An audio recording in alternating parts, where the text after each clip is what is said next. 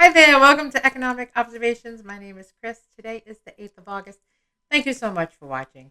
Today's video is sponsored by the Tanzania School Foundation, a nonprofit near and dear to my heart. I'm going to jump to the chase. I got a lot to talk about today, but first I have a plea for you.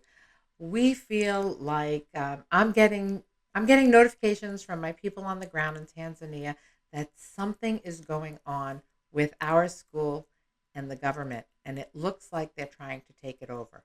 We need to raise $10,000 to help save our school. I am not kidding. I wish I was. We are a small nonprofit and we do not have the resources to help hire attorneys and make sure all of our ducks are in a row there. We are literally trying to save our school. The government is in need of classrooms and they are looking to take it away from us. The school is run by the NGO and the government is there. They are intimidating our staff. They are pushing people around and we really, really need help. I wouldn't ask. I go out there and I bust my ass.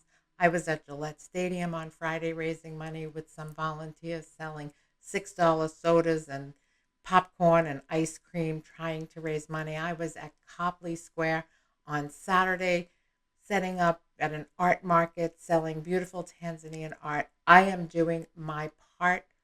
I'm asking you from the bottom of my heart. If everybody watching this who is in a position to can donate $10, if 500 people donate $10, that's $5,000. We're halfway there.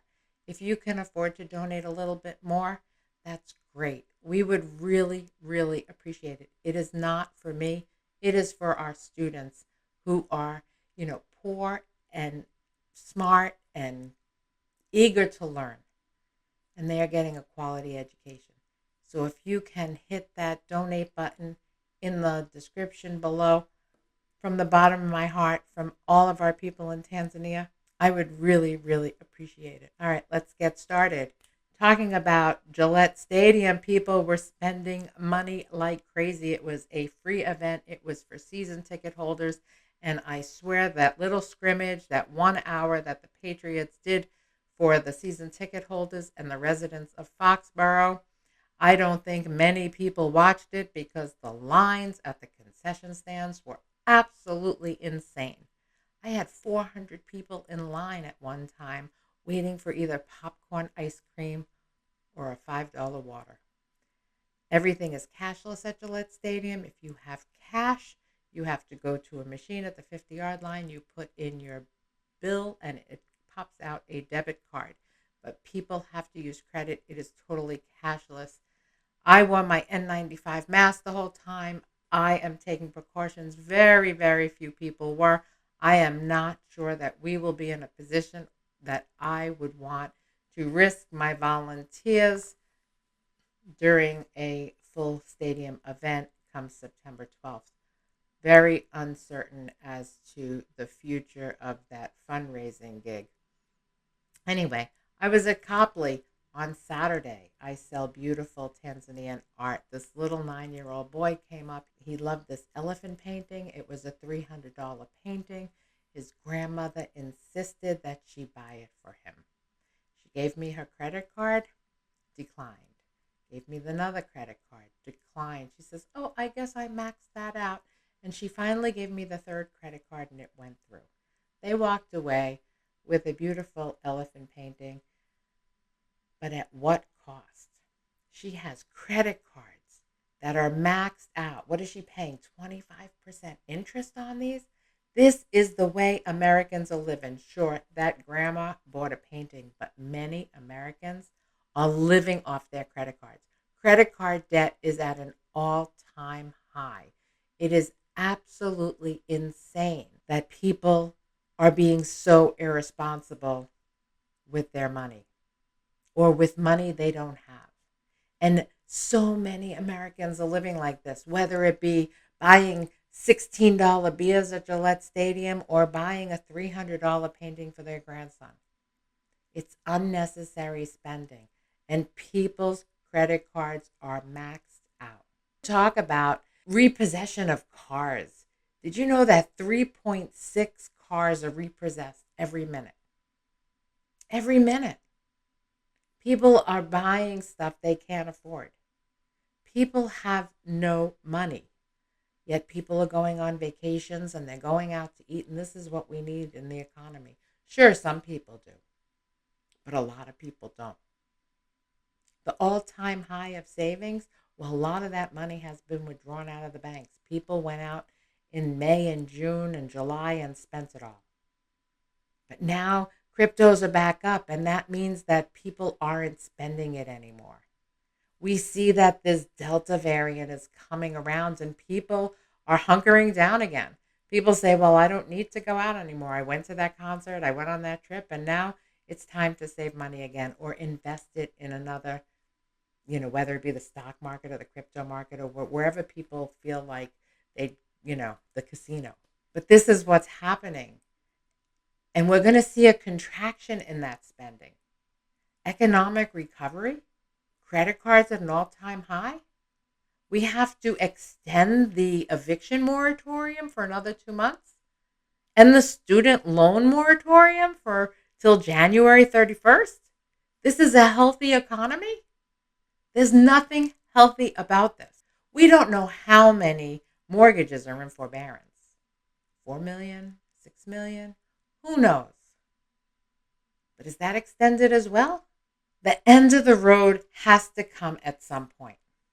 Unemployment is going to end for 7.5 million people. We know that in half the states, it's already ended, forcing people to get crappy jobs. We have people, nurses in the South that are walking off their jobs. The hospitals are offering $25,000 sign-on bonuses, and they can't find help. They can't find help because they're burnt out. The workers in the front lines who have been working through this whole pandemic in person are burnt out. There are going to be very few caregivers left at hospitals. There's going to be no nurses because they can't handle it anymore because they are mentally fragile. There was a nurse that was interviewed on one of the TV stations. Somebody was talking to a nurse and said that they saw more deaths in 1 month than a nurse normally sees in a career. This is not normal. They are not robots. But maybe nurses will be replaced with AI and robots soon too, because they just can't handle it anymore.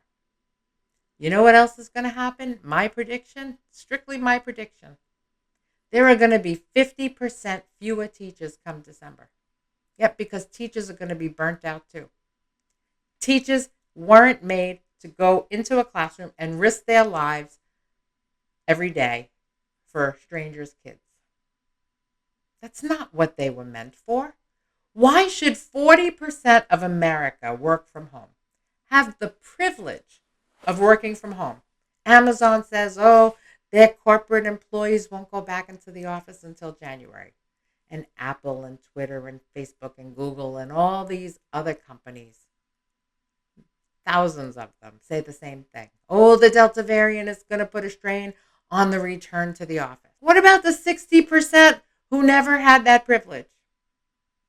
And the jobs that are available will burn these people out. They're not career jobs. They're crappy minimum wage jobs. And when you can't find a nurse or a teacher with a $25,000 sign-in bonus, how the hell are you going to find someone to work at a pizzeria? How are you going to find restaurant workers?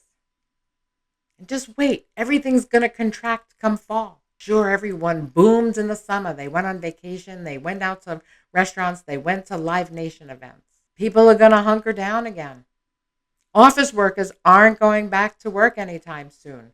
That September reopening is pushed back until January. So all those stores in the lobby of their buildings, all the cafeteria workers who work in those buildings, whatever it may be, none of them are coming back to work. The unemployed is about 25 million people. You go to any city in America and you will see blocks and blocks and blocks of commercial real estate for lease, whether it be restaurants, retail, corporate office, whatever it may be. Those jobs are gone. They're not coming back anytime soon. So why are we doing this to our frontline workers? Why do we expect everyone to be a frontline worker? Why can't everyone work from home? There is not only a disparity between the wealthy and the poor, there is a disparity between the privileged and the worker. And there's going to be some social unrest because of it. You're going to go to a hospital and there's going to be no caregiver. And you're going to go to a school and there's going to be no educators. Just wait. We ain't seen anything yet. Hunker down, folks. The dead end's going to come. It's going to all come to a head all at once. We're going to see some serious unrest between the haves, the have-nots, the privileged, and the unprivileged, and it can get ugly. My daughter was here last week from Philadelphia. She did inventory on our food in our basement. She typed up an Excel spreadsheet, 4 pages long, told us we had enough food for about 6 months. I hope you do too. Thank you so much for watching. As always, I appreciate you. If you can make that donation in the link below, I would be forever grateful. Call someone, tell them you love them, and we'll talk again real soon. Have a great day.